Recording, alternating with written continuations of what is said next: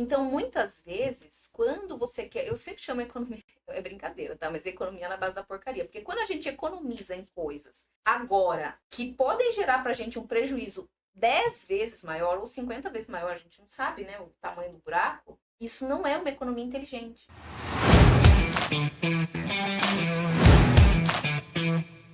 Olá, seja muito bem-vindo ao Pod Educa Evolução. Conhecimento transformado em estratégia também, né? E hoje o nosso assunto está muito legal. João, seja muito bem-vindo a mais um episódio do Pod Educa. Todos os nossos ouvintes, todas as pessoas que nos acompanham, eu já quero aproveitar e te convidar. Compartilha com todo mundo esse episódio aqui. Já deixa o seu comentário, deixa o seu like, porque eu tenho certeza que você vai gostar demais. Tudo bem, João? Tudo bem, Santa Paz, Edson.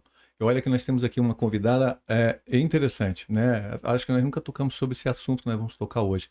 E é interessante porque nós estamos aí na semana do que, Edson?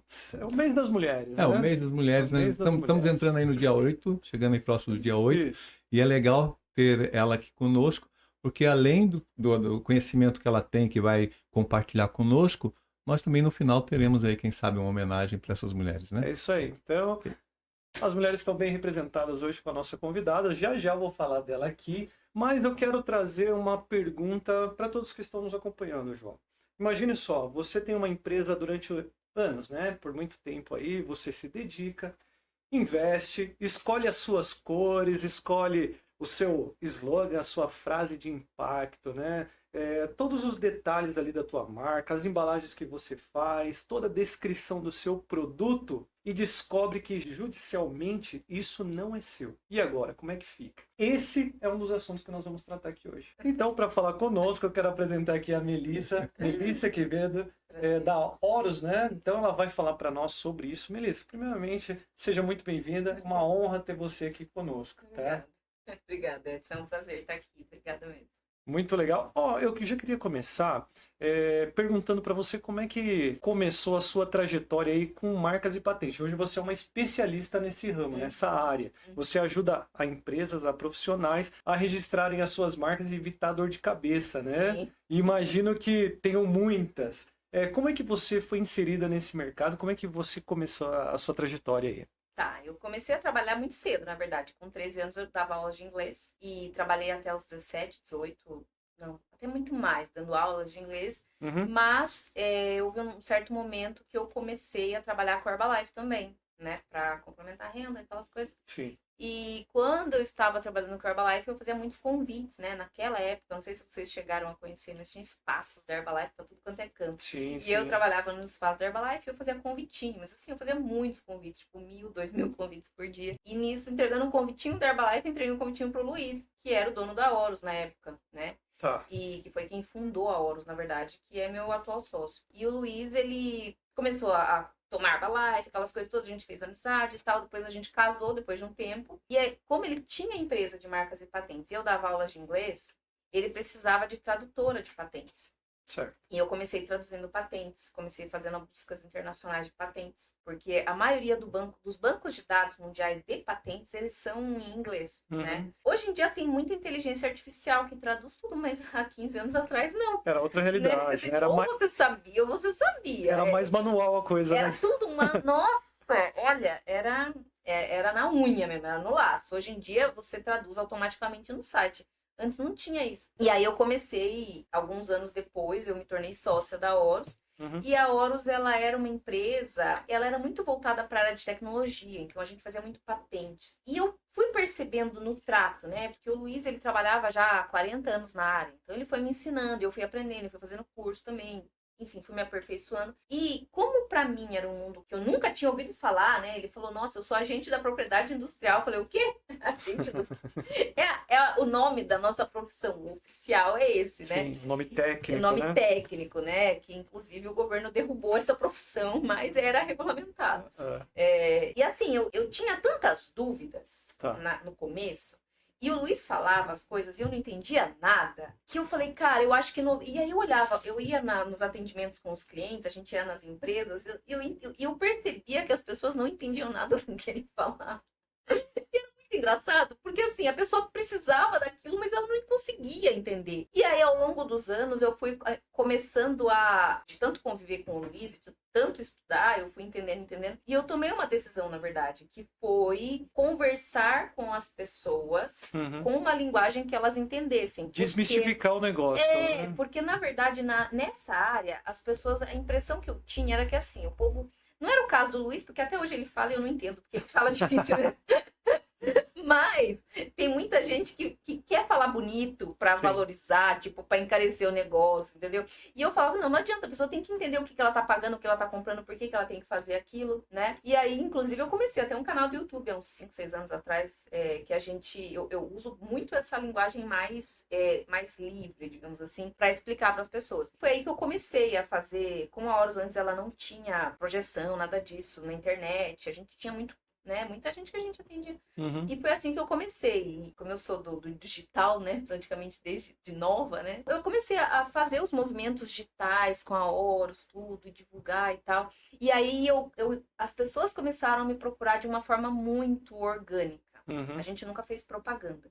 A gente trabalha 100% por indicação faz 20 anos. Porque as pessoas realmente gostam do jeito que... Mas assim, porque... Do jeito que eu comecei, foi muito importante eu ter começado desse jeito, sabe? Não entendendo bolotas. Porque a maioria das pessoas, como começa numa profissão, faz uma faculdade naquilo, tem toda a base teórica, e aí vai pro mercado com aquela base teórica. Eu tinha zero, eu não sabia nada. Eu comecei do zero e já fui inserida nesse mundo, assim, tipo, jogada, sabe? E aí eu tive que dar meus pulos para aprender e entender. Foi bem legal esse processo. E isso é interessante que você está falando, porque você trouxe uma linguagem que as pessoas acabam entendendo, porque você teve essa percepção, né, de que a linguagem que era utilizada anteriormente não era tão claro para as pessoas. Isso, né? exato. Então trouxe mais clareza para os clientes, né, que é tão importante. Eu fiz o caminho inverso, né? Agora que eu tô aprendendo o rebusquês, né?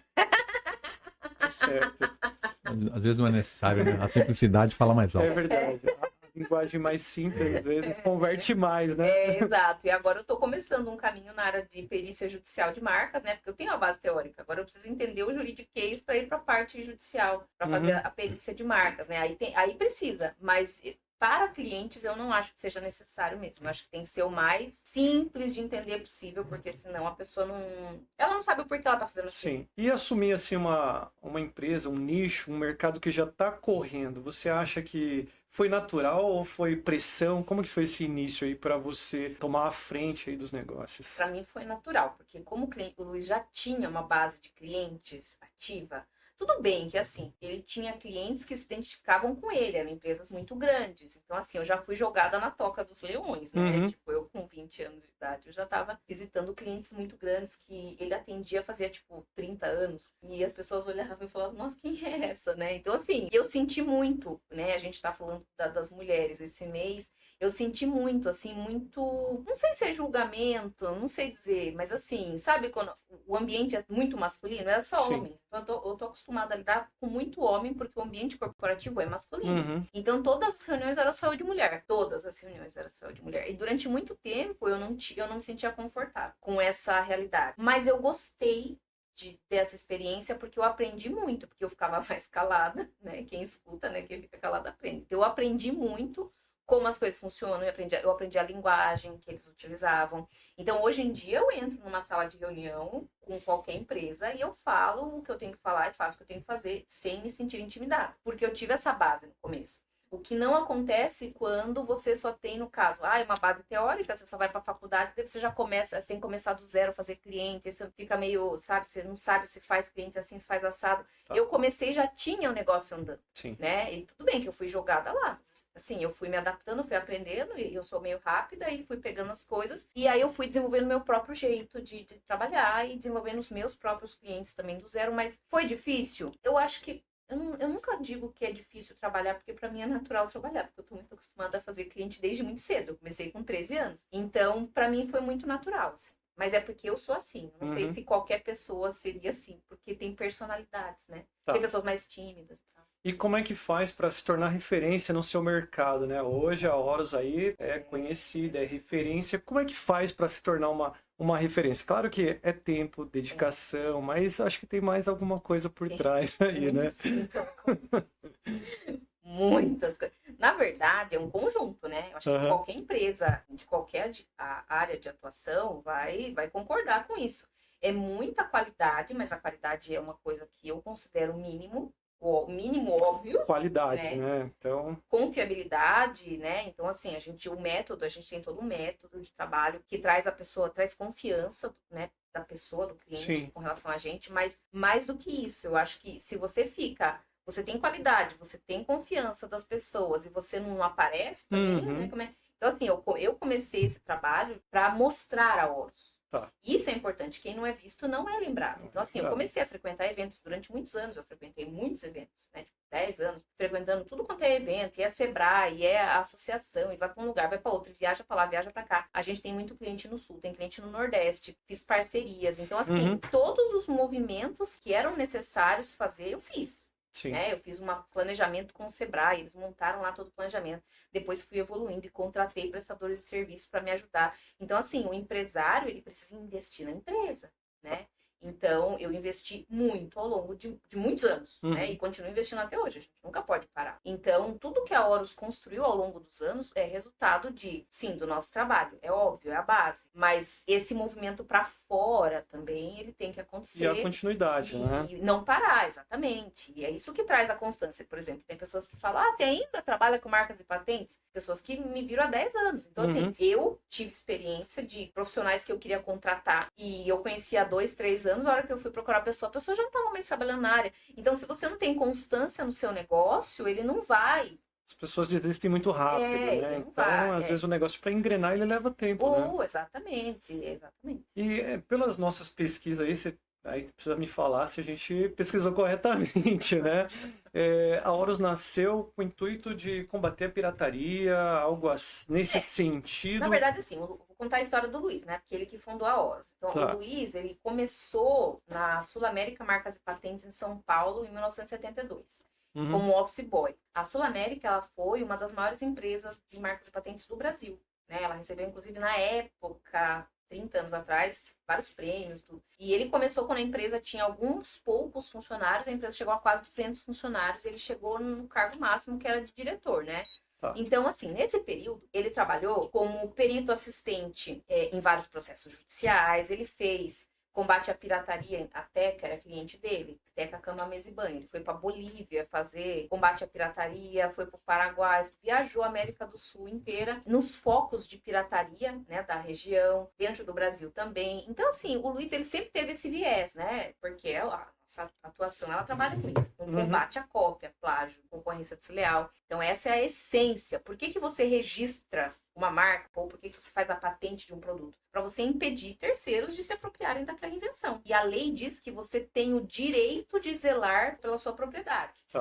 Então, assim, o INPI, ele não tem poder de polícia. O INPI não vai fazer esse serviço por você. Você tem o registro, mas quem tem que correr atrás é você. Com o seu registro, é uma ferramenta que você pode requerer que o outro pare de utilizar a sua marca ou sua patente, né?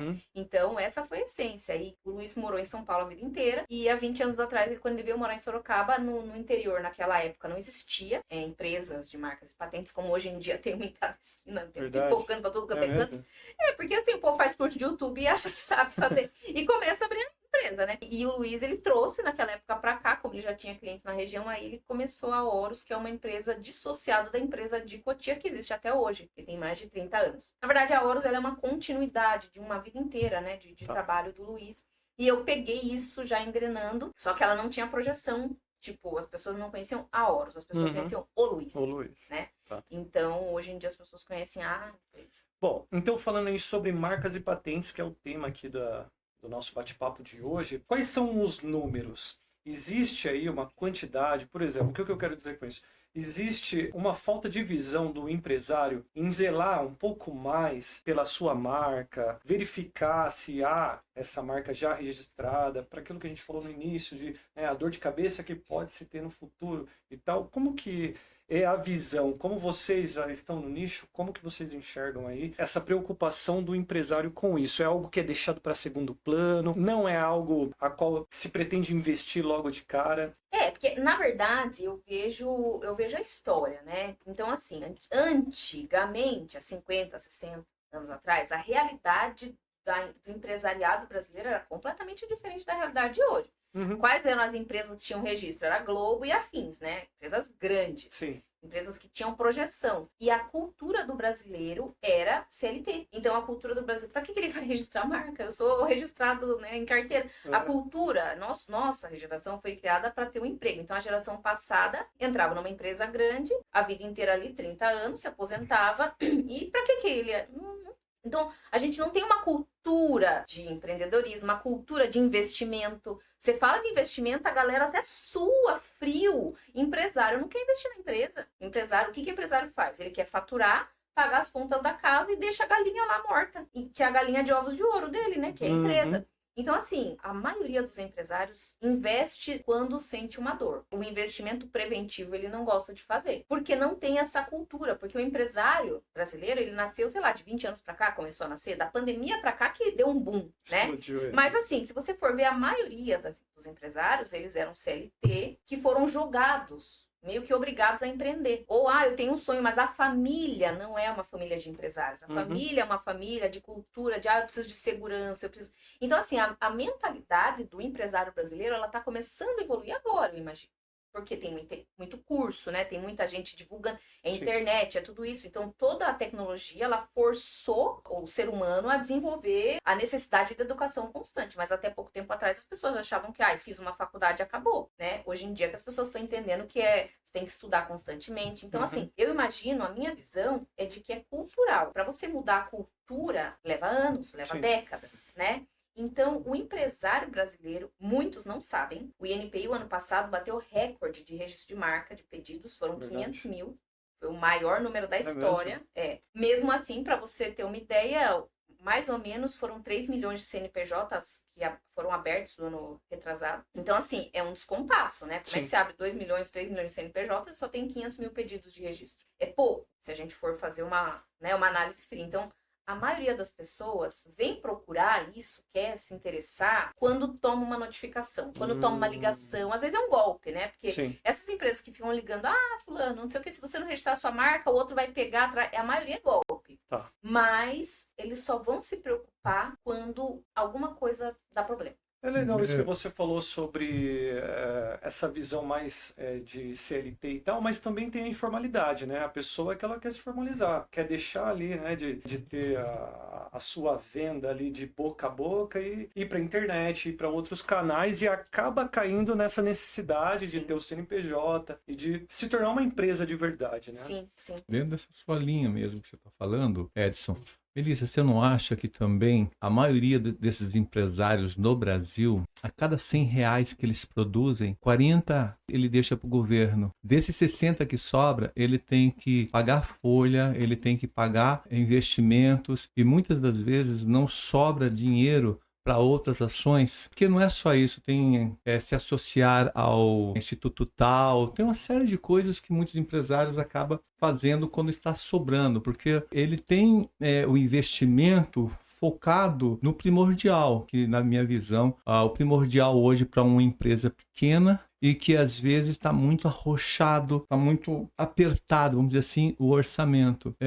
A prioridade número 1 chama-se colaborador. Então ele tem que priorizar colaborador. Aí tem os impostos, né? Aí tem, às vezes, quando dá, eles vão pensar num fluxo de caixa. Na maioria desses empresários não tem fluxo de caixa. Será que muitos desses não recorrem a ações como essa por falta mesmo de não estar capitalizado? E não por eu estou falando assim, na maioria que não busca, porque o cara está buscando maneiras de negociar uma duplicata com alguém que jogou um juros mais alto. Olha, eu vou contar para vocês uma das histórias para ilustrar isso, mas assim, é a realidade que eu vejo há 15 anos. Uma das histórias. Uma vez, o Luiz ele foi numa reunião com um cliente e existia anuidade de marca, né? Você não tem que pagar anuidade para o INPI, mas o INPI ele não te avisa de nada do que acontece lá. Então, a gente tem um serviço de monitoramento, que a gente faz um monitoramento semanal através de programas especializados, onde a gente detecta se tem alguém copiando a sua marca, tudo isso a gente manda comunicados para o cliente. E o cliente, a anuidade era tipo R$400. Isso daí faz um tempinho. Nossa, mas chorou na reunião, pensa uma pessoa que chorou na reunião. chorou, mas faltava chorar. Acabou a reunião, ele falou assim, ai, vamos lá que eu vou te mostrar, não sei o que, a novidade, não sei o que, não sei o que. Foi na garagem e mostrou um carro novo do ano de 250 mil reais. São exceções. Não é exceção, porque isso a gente pega muito Para frequentemente. a maioria dos empresários. Pode ser, mas assim, o custo do registro de marca não é suficiente para fazer um rombo no orçamento do caixa de uma empresa. Agora, quando eles tomam processo, faz um rombo. É 50 mil reais para você pagar e acabou, entendeu? No mínimo. Que é o que a justiça tem praticado ao mínimo de tipo 30 mil reais, entendeu?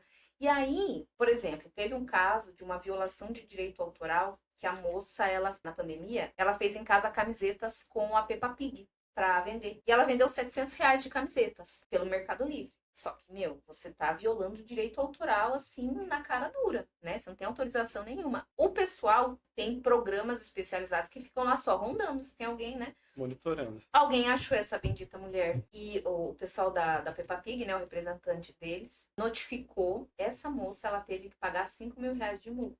Ela vendeu 700 reais de camiseta.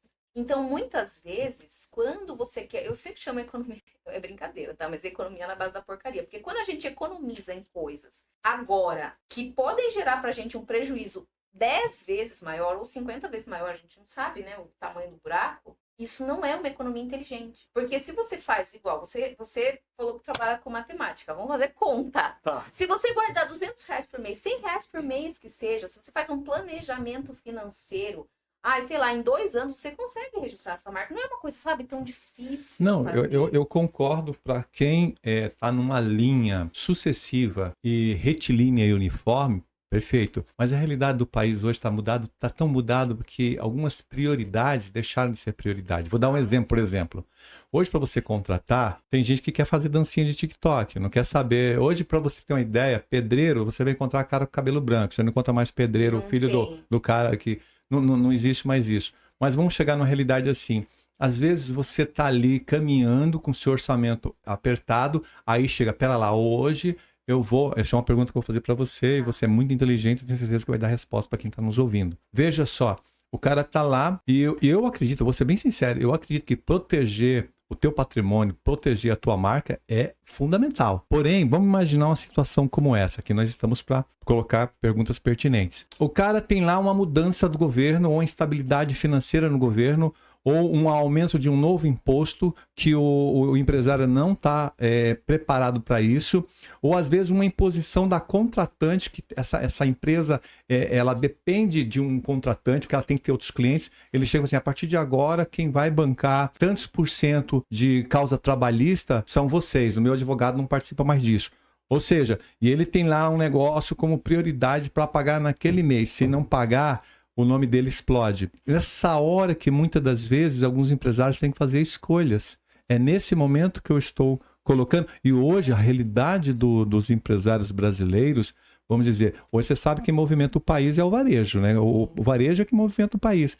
E quando você fala de varejo, você está falando de lojistas, né? De pequenos empresários que têm aí na casa de 3, 4, 15, 16 funcionários. E todo dia é uma surpresa. É uma taxa a mais. É uma coisa que ele não estava esperando e aí ele vai ter que dar um jeito, ou ele vai aumentar o produto dele ou o serviço dele para ele poder sobreviver. Muitas vezes, se aumentar, ele perde clientes. Então a pergunta é, você acha que a maioria desses vão optar para que lado? Sanar a imposição do governo, sanar uma imposição de um cliente, ou eles vão focar nessa proteção da marca? Ótimo, boa pergunta. Tá? Na verdade, essa pergunta ela envolve várias camadas.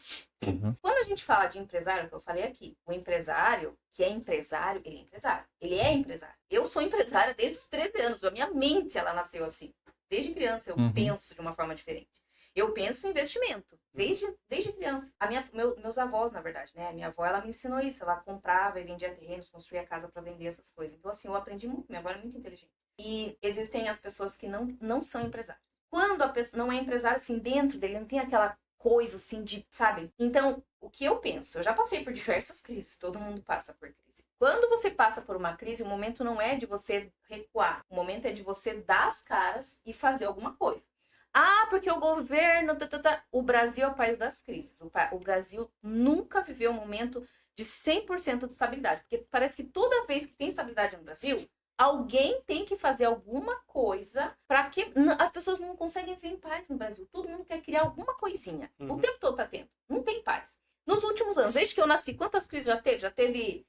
eu nasci em 89. De 89 para cá, pense quanto um monte de coisa que teve. Eu nem sei tanta coisa que teve, porque eu não olhei a crise. Na minha mente, as coisas funcionam assim. Nós vivemos em bolhas. Muitas bolhas. A gente tem a bolha na Índia das pessoas que... Os caras lá que não... As castas não podem mudar de escala social, eles não podem ascender, né?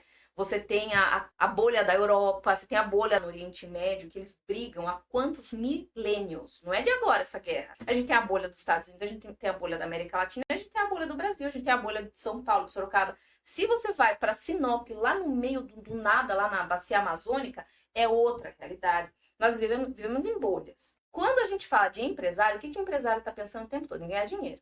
Como que eu vou ganhar dinheiro? Ah, o governo baixou, não sei o que. Eu já fiz reunião com tributarista, com contador, com a galera que está indo para o Paraguai. Eu já reestruturei toda a minha empresa para eu não ser 100% afetada como a maioria das pessoas está sendo. O empresário que é empresário, ele tem que estar o tempo todo, fazendo assim. Não no Brasil, aqui, em Dubai, em qualquer lugar no mundo. É o empresário, é assim que funciona a vida do empresário. Ele tem que estar o tempo todo achando alternativas.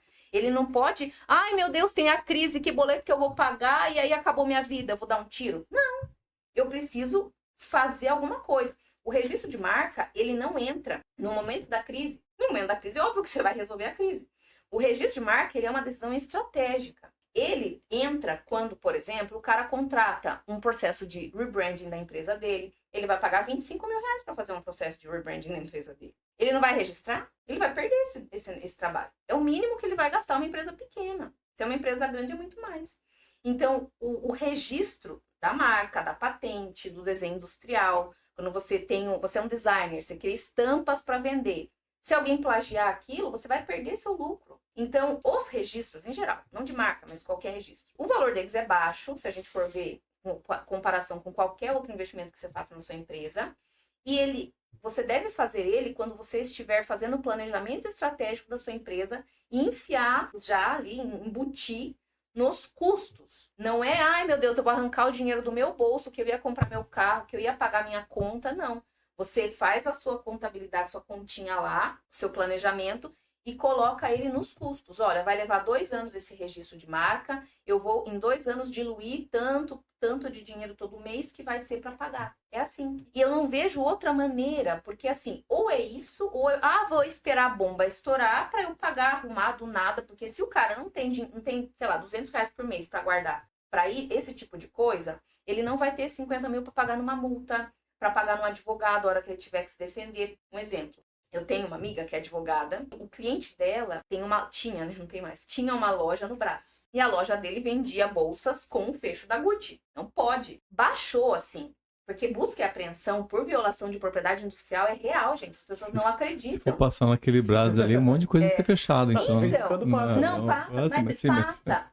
E o problema é assim, você não tem como adivinhar quem vai ser o próximo. Fecha um, nasce mil. Mas enfim, né? Aí a Chanel, de alguma maneira, eles conseguiram, por algum motivo, e fizeram a busca e apreensão, raparam o estoque do rapaz e processaram ele. Foi assim, acho que 100 mil reais de indenização, alguma coisa assim, que ele teve que pagar fora advogado, o estoque ele perde, né? O Luiz, uma vez, teve que correr em São Paulo, era um domingo, era o último dia de uma feira na Expo lá em São Paulo.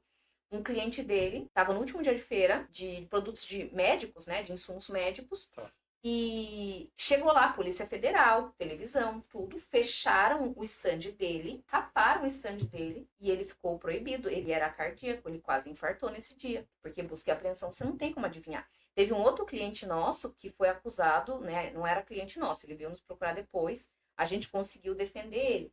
Mas o problema é na hora que acontece, entendeu? Por isso que você tem que ver o negócio antes. Sim. Ele tinha conta com uma empresa muito grande de distribuição de equipamentos de informática, né, no Brasil inteiro.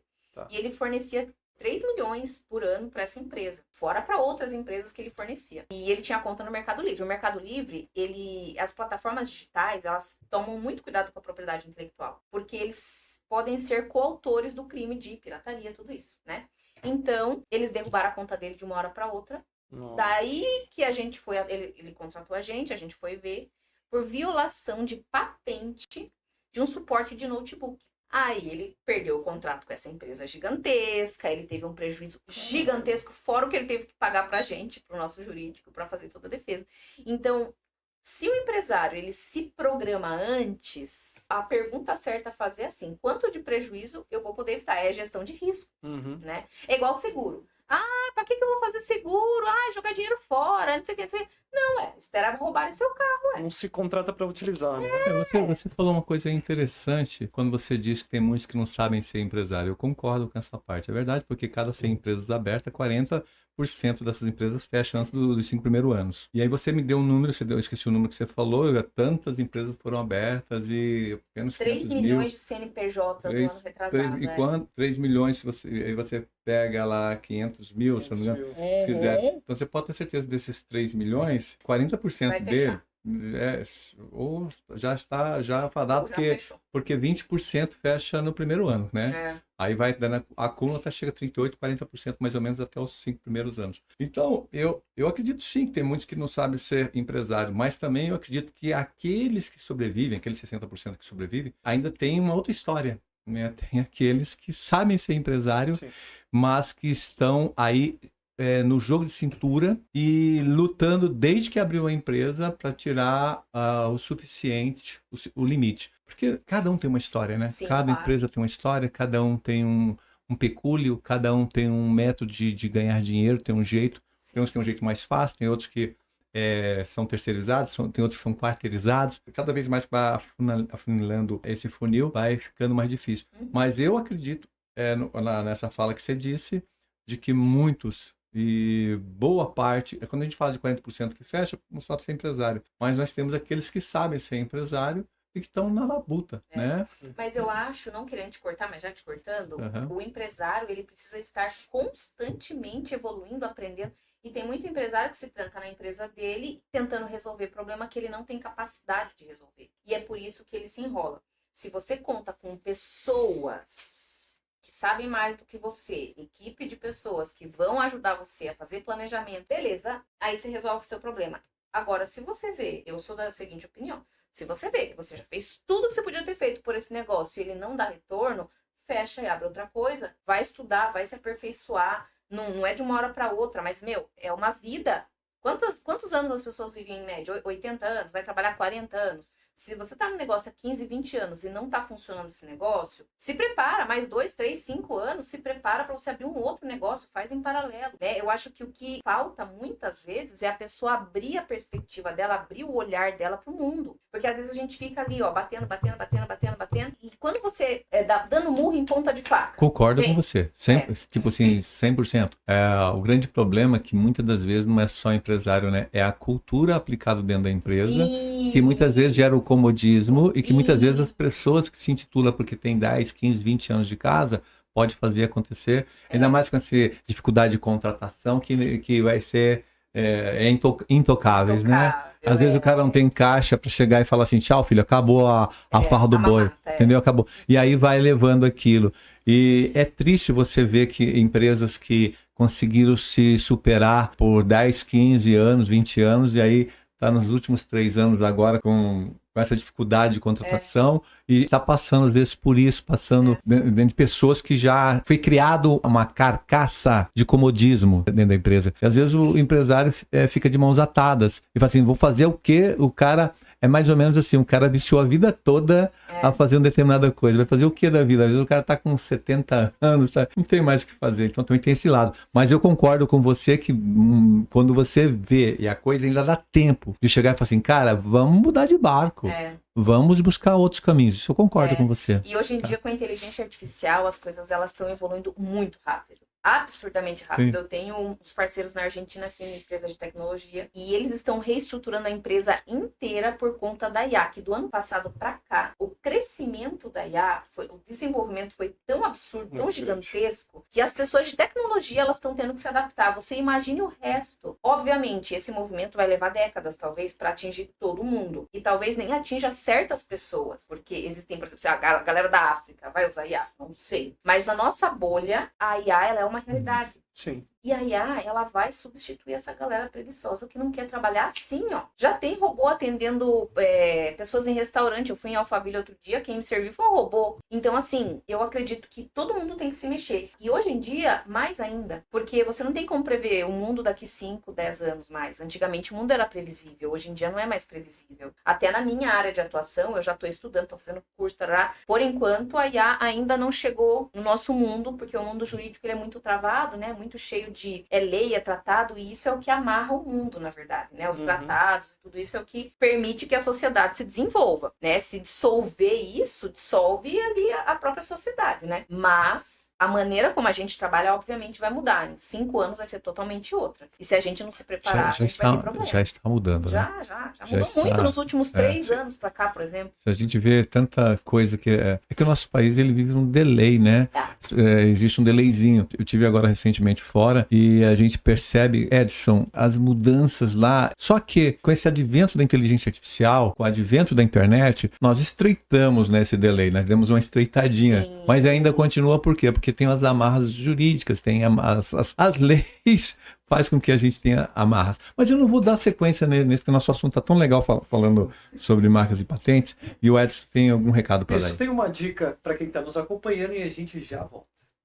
O mundo não para de evoluir, não é mesmo? Toda hora surge uma nova inteligência artificial, demanda por inglês e por profissionais cada vez mais capacitados. Aqui no Evolução, Centro Tecnológico Educacional, a sua carreira ganha velocidade. Então, cursos como inglês, robótica, inteligência artificial e outros 80 cursos disponíveis para você.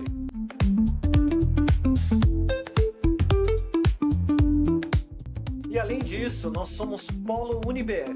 Graduação, pós-graduação, segunda graduação, 100% EAD. Então, aproveite e matricule-se já.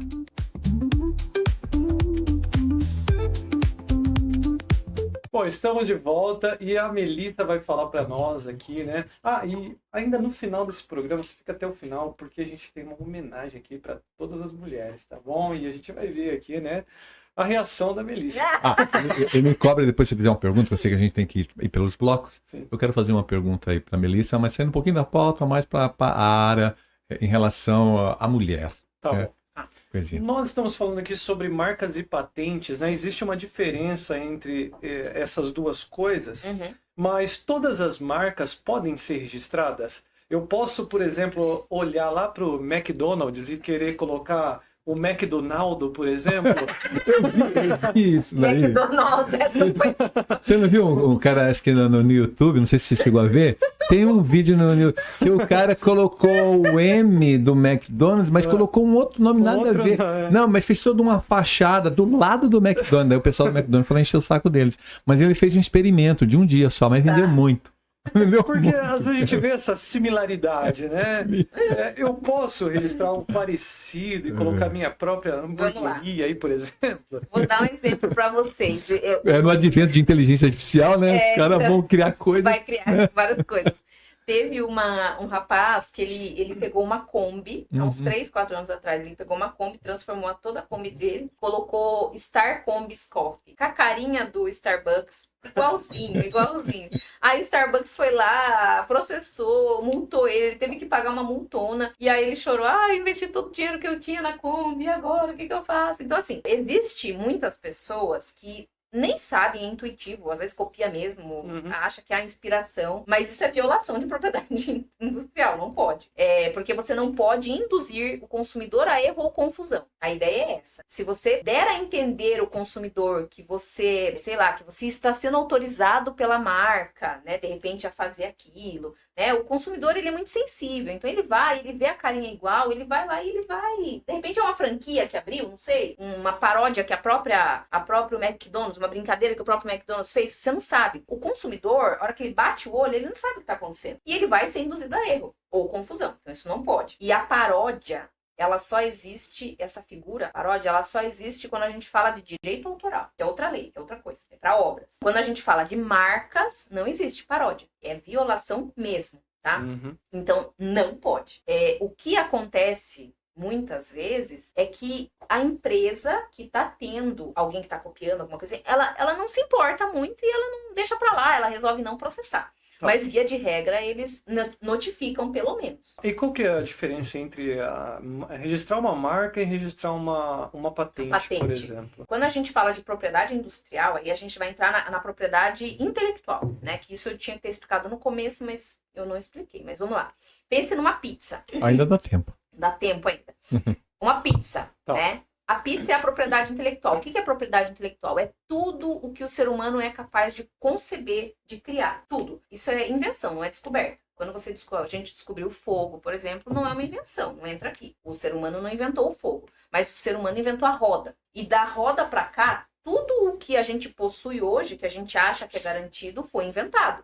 Né? A cadeira foi inventada, a cama foi inventada, o colchão foi inventado, o travesseiro foi inventado, o microfone foi inventado, celular, carro, tudo, lâmpada, tudo que a gente vive hoje com tanta comodidade foi inventado, óculos, relógio, tudo. Então todas essas criações, elas fazem parte do mundo da propriedade intelectual, que é tudo que o ser humano é capaz de criar. Lá em 1500 e bolinha, que a prensa foi inventada, começou naquela época, 1400, 1500, eles já estavam, o mundo já estava mudando, já existia muito comércio internacional e a galera já tinha suas marcas próprias, né, que identifica a origem, né, a qualidade. E naquela época havia já uma pressão na Europa, porque tudo começou na Europa, né, marca, patente, inclusive a regulamentação da inteligência artificial, a primeira que teve agora foi na Europa. A galera lá na Europa, eles começaram a achar que era necessário regulamentar. Ah, o fulano da Alemanha, ele vende para a Inglaterra. E se tem um cara que já fabrica lá, como é que vai ficar, né, a relação? Vai induzir o consumidor a erro? A família Montenegro, de não sei da onde, tem o mesmo sobrenome, os dois produzem vinho. Quem é que tem o direito de produzir aquele vinho com aquele mesmo nome? Então começou a ter conflitos, porque a Europa é muito pequena, né? E aí eles começaram a regulamentar. Os impérios ali começaram a regulamentar. Então, via de regra, o que é marca? A marca é todo sinal que é distintivo que identifica um produto ou serviço. Tá? Logotipo, nome. No Brasil a gente tem a marca de posição, sabe a Adidas, que tem aquelas 3 listas? Sim. Né? O Butã, o o Bradesco, sapato. a árvore do Bradesco, né? A árvore do Bradesco, ela é uma marca figurativa, figura. A marca de posição é quando você tem algum elemento que seja distintivo em algum determinado lugar, né? Por exemplo, o Adidas é no tênis. Sim. O Louboutin é na sola do sapato, né? Então, quando é fixado em algum lugar específico, tá? Da roupa. A Levi's tem aquela etiquetinha atrás. É isso, a marca de posição. Então, são sinais visualmente distintivos que identificam um produto ou serviço, né? Nome, figura, tem marca tridimensional também, igual a caixinha do Toblerone, que é aquela coisinha assim. Isso é marca. Quando a gente fala de patente, a gente fala de invenções. Que aí começou, né? A prensa foi inventada e começou um desenvolvimento tecnológico absurdo daquela época para cá, né? Especialmente depois na Revolução Industrial, um monte de máquina, gramofone, não sei o que. Envolve engenharia, né? Nossa. E aí nasceu a necessidade, então, 1883 foi lá a Convenção da União de Paris, que regulamentou a propriedade industrial. 1886, a Convenção de Berna, que regulamentou direitos autorais. E desde aquela época, esses tratados ainda existem e eles valem. Depois disso, as leis de cada país foram sendo desenvolvidas, né? Mas as patentes, elas cobrem tudo que é processo de obtenção, seja processo de obtenção de um produto químico, por exemplo, o Bluetooth tem uma patente do processo lá do Bluetooth. Wi-Fi, isso. Desconexões. Isso. Então, o processo, o produto, né? Sei lá, um robô aspirador, um microfone especial, o celular, os componentes do celular, computador, tudo, né? A patente é do produto. A marca, você pode, a cada 10 anos, você vai infinitamente renovando. A patente, ela vale por 15 ou 20 anos. Tem o desenho industrial. O desenho industrial, ele cobre tudo que é design. Então, vira e mexe, é Porsche que faz design de carro, a Apple faz design do celular, das câmeras. Então, assim, tudo que você produz que tem um elemento visual distintivo, novo, diferente, você pode registrar como desenho industrial. Nós temos as indicações geográficas. O que é indicação geográfica? Quando você toma um espumante que é produzido aqui, você tem que chamar de espumante. Se você toma um espumante que é feito em champanhe, aí sim é champanhe. É a mesma coisa, por exemplo, queijo Parma. Queijo Parma é daquela região de Parma. No Brasil, eles vendem tipo Parma. Agora, o Mercosul assinou um tratado, porque isso era meio tipo, meio bagunçado. Agora o Mercosul assinou um tratado com a União Europeia de reciprocidade, que tanto no Brasil quanto na Europa, os produtos brasileiros lá, cachaça, essas coisas, só pode ser chamado de cachaça se é produzido aqui no Brasil. Mesma coisa, presunto Parma, queijo não sei das quantas, e toda bebida, vinho, um monte de coisa que antigamente aqui no Brasil era chamado tipo alguma coisa, tipo Parma, tipo, nossa, fugiu daquele queijo verdinho, Roquefort? Põe na tela aí depois esse O queijinho, queijo tem pessoal, ver qual que o é. queijo tipo brie, não sei das quantas. Então, assim, tem uma lista de produtos que são produzidos em certas regiões na Europa e que aqui no Brasil era vendido como tipo. Agora não pode mais citar. Isso é propriedade industrial também. Vinhos que contêm indicação geográfica, tudo isso. Então, existem vários tipos de proteção, né? Existe marca, existe patente, existe desenho industrial, existe indicação geográfica. Aí a gente pula para uma outra lei, que é a lei de direitos autorais, na pizza, né? Cada coisa protege um determinado tipo de criação humana. Os direitos autorais protegem todas as obras científicas, artísticas e literárias. Então, tudo quanto é livro, filmes, músicas, tudo que é artístico. Então, tem uma lista, coreografia, projetos arquitetônicos e tudo isso. Olha, o papo tá excelente, mas eu preciso entrar num assunto aqui. Tá bom, qual que era a Veja sua só, pergunta, é né? muito- Deixou não, aí guardado. Porque é complemento praticamente, porque ela tá dando tantas explicações, mas eu quero falar de uma mulher hypada hoje, que o nome dela chama-se Tatiana Sampaio. E para mim hoje ela é uma das mulheres mais importantes do nosso país. Ai, gente. Ela que está desenvolvendo aí uma pesquisa com a metalaminina. Tá. A moça Polilaminina. tá. Sei, Entendeu? E aí me perdem a patente, né, fora do país. Né? Tem ainda a patente aqui. Eu acho que não só eu, mas talvez os nossos inscritos gostariam de saber mais detalhes sobre isso. Esse assunto é bem interessante, é muito... É igual o outro assunto que você tinha trazido, tem muitas camadas. Porque quando a gente fala de patente, vamos pegar um celular. No celular, pense quantas peças tem aqui dentro. Assim, são infinitas peças. Cada uma dessas pecinhas aqui, desses componentes, circuitos, né? Na propriedade industrial, a gente tem topografia do circuito, que você registra também a topografia do circuito. Então, tudo isso tem registro, é passível de ser registrado. E, via de regra, as empresas registram. Tanto que a gente vê que tem muitos processos por aí que uma empresa utilizou dentro do produto dela o elemento patenteado por uma outra, para que aquele produto funcione. A mesma coisa se trata dessa questão da patente, da polilaminina. Só falar assim, Da poli. Laminina. Laminina. Então, como que funcionam esses... Eu li bastante a respeito disso, eu não peguei as patentes em si, mas eu li bastante. Então, o que acontece com desenvolvimentos de medicamentos, em geral? São muitos anos de pesquisa. Anos de pesquisa. Gente, quanto tempo essa moça está trabalhando nisso? Há 20 anos. Uma patente vale 20 anos no máximo. Então, assim, não é que ela entrou com a patente há 20 anos atrás ou há 15 anos atrás, ela simplesmente perdeu. Não é tão simples assim. Estado do Rio, né? O que acontece é que é o seguinte, pelo que eu li pessoas sérias a respeito, explicando exatamente desse caso. Inclusive, a empresa que produz, né, esses ativos, ela fez um comunicado oficial no site deles, né? Depois eu vou explicar o que acontece com as patentes em si, mas vou explicar desse caso em primeiro lugar.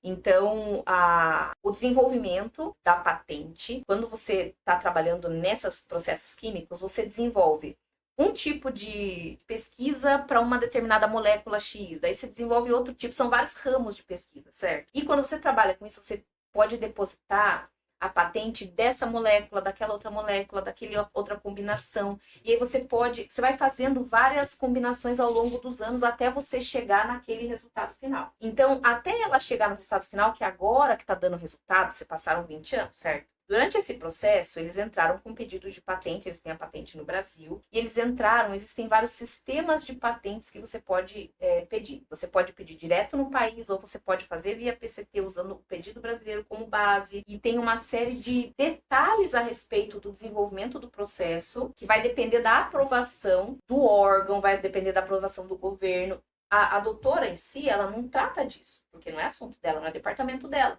É coisa do departamento jurídico cuidar, né?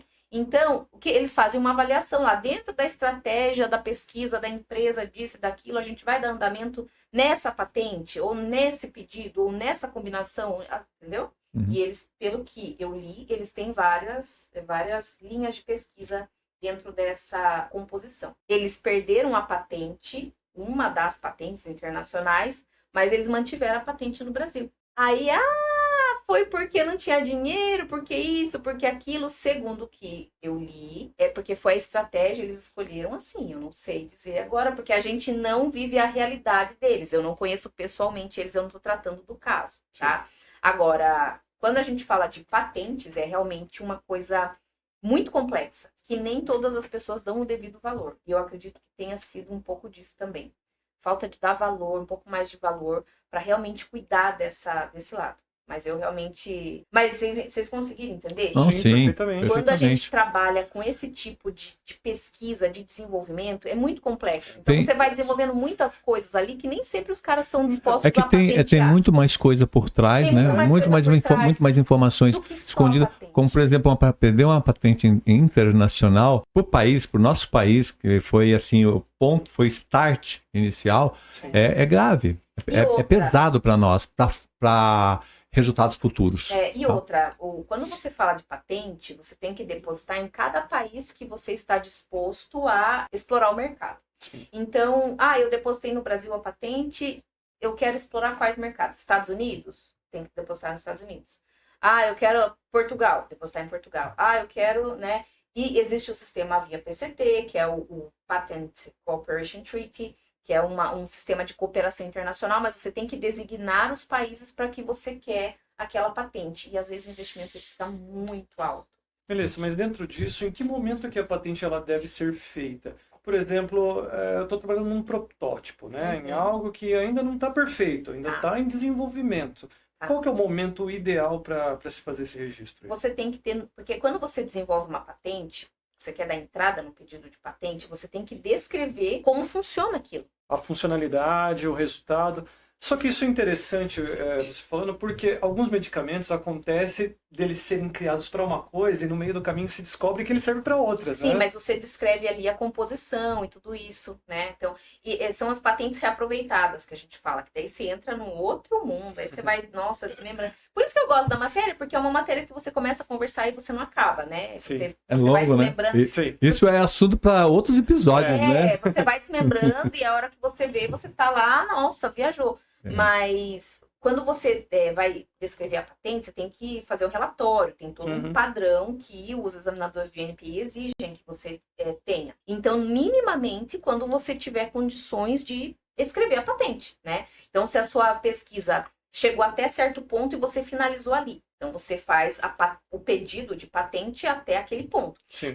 Porque a partir daquele momento, por isso que eu falei que uma coisa vai desdobrando em outra e são vários pedidos. Um pedido original, ele pode desdobrar, e aí são dois tipos de patentes. Pedido de invenção e modelo de utilidade, que o modelo de utilidade, ele é um desmembramento daquela invenção. Inventei uma molécula nova, mas a partir daquela molécula nova eu desenvolvi uma outra, aí você faz uma outra patente em cima daquilo, e a hora que você vê, você tem uma cadeia de várias, entendeu?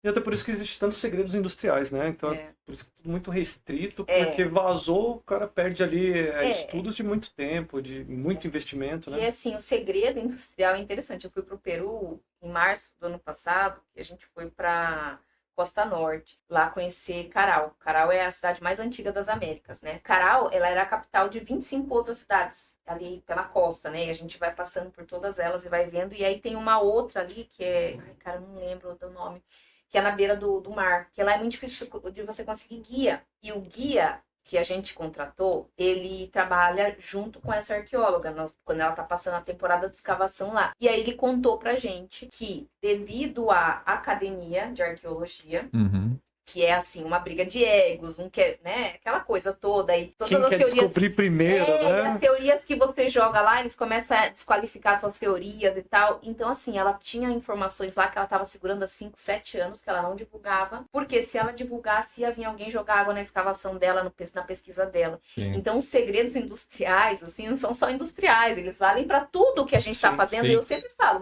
Não conte do seu projeto, da sua marca, da sua ideia, de nada do que você está fazendo até dar certo e você ter um papel na mão. Preciso falar uma coisinha aqui, ó. Foi muito legal estar com você aqui, mas tem uma coisa que eu preciso colocar para você. Eu faria uma pergunta, mas eu vou fazer a pergunta e eu mesmo vou responder. Se eu tiver errado, você fala, você tá errado, João. Pode falar na minha cara. Eu acho que você trabalha com vários homens, ou trabalhou, ainda continua trabalhando, mas eu não vou. Eu sou um cara que eu acredito que a maior fonte que existe no relacionamento entre as pessoas é o respeito. E a pergunta que eu faria para você, já respondendo, é que se você não se sente intimidada, às vezes, trabalhando com homens que estão aí cercados de informações, são empresários, às vezes, com vários anos de mercado. E já respondo, pelo que você nos passou aqui, nos orientou, eu acredito que você é uma baixinha com uma informação assim à altura e que você não dá pano para manga para ninguém e que teu conhecimento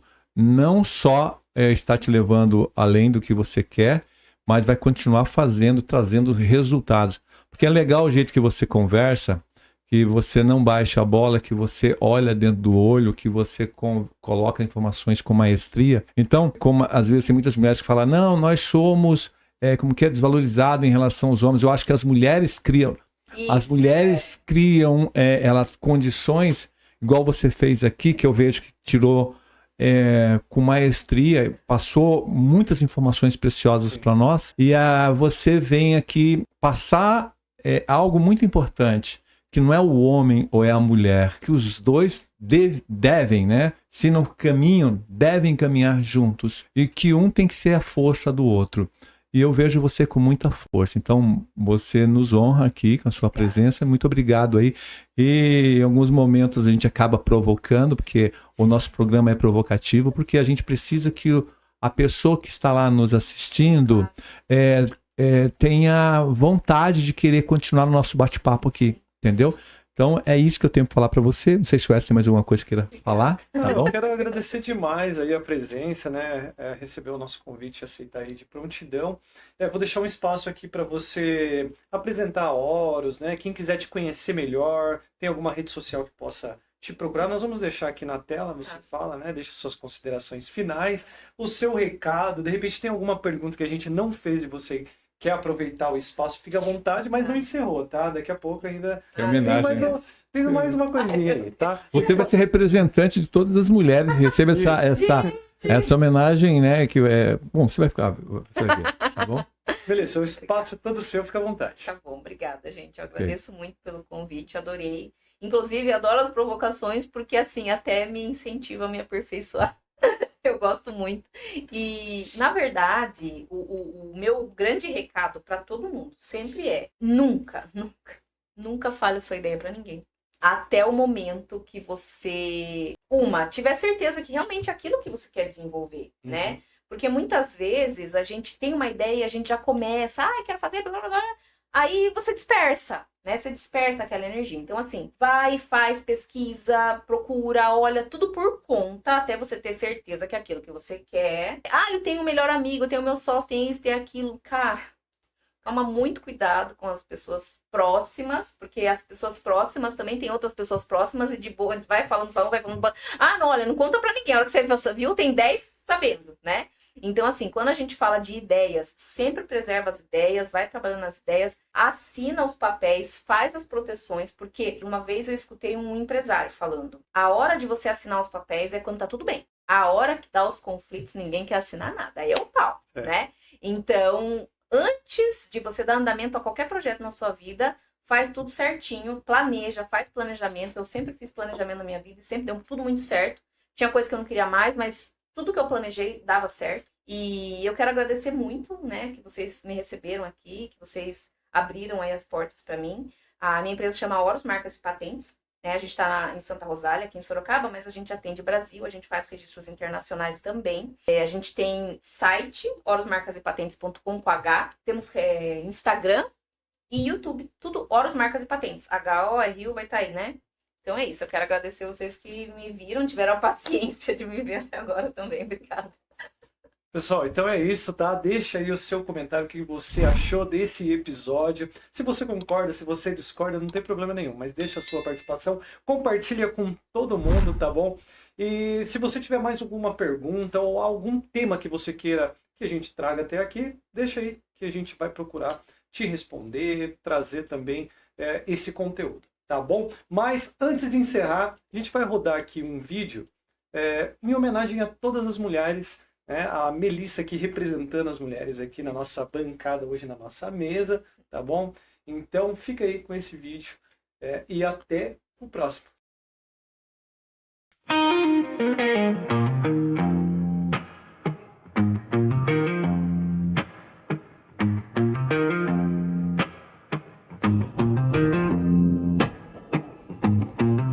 Toda vida começa em uma mulher. Todo futuro passa por suas mãos. Nenhum mais forte chega aos seus pés.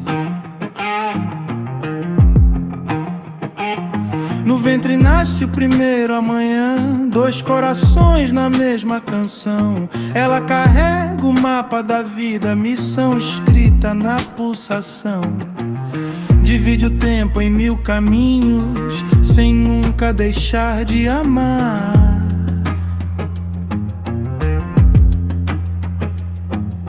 Quem acha que é frágil não viu a força que faz o mundo girar.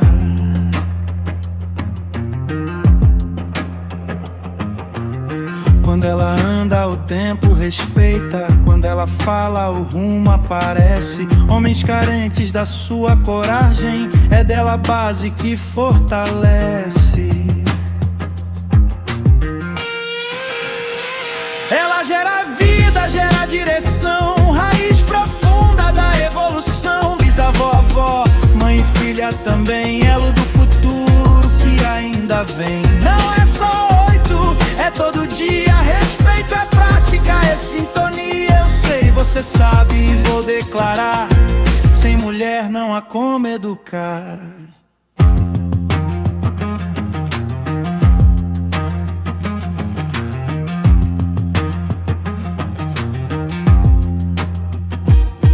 Organiza o caos em caminho, faz do pouco um lugar. Segura o mundo nos braços e ainda ensina a levantar. Entre vitórias invisíveis e as que o povo aplaudiu, há um império silencioso que só quem ama construiu. Se falta luz, ela acende. Se falta chão, ela faz. Na escola da vida ensina o que ninguém aprende jamais. Ela gera vida, gera direção, ciência viva em ação. Do anonimato ao protagonismo, toda mulher é mecanismo. Não é só 8, é todo dia, valor real com harmonia. Eu sei, você sabe, vem honrar cada mulher que nos faz avançar.